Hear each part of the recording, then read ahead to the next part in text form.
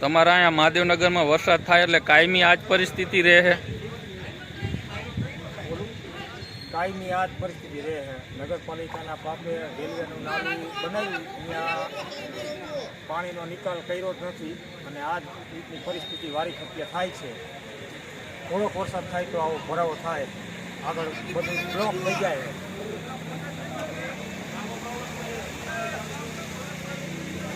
પાણી જો ઓલાને કઈ ઉભો રહી